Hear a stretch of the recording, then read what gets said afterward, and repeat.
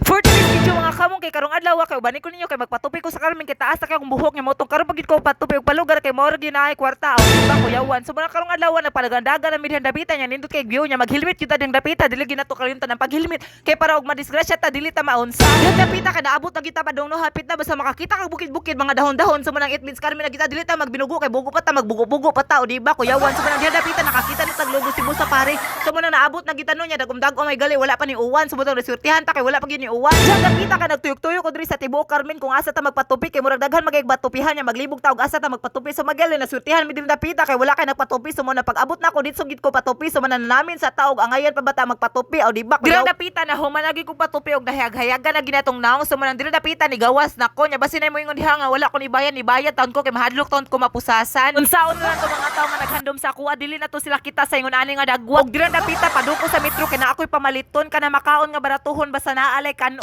dapita ni soda ko sa metro nangita sa ko sa akong paliton kay murag naglibog man ko itungod sa kadaghang pagkaon.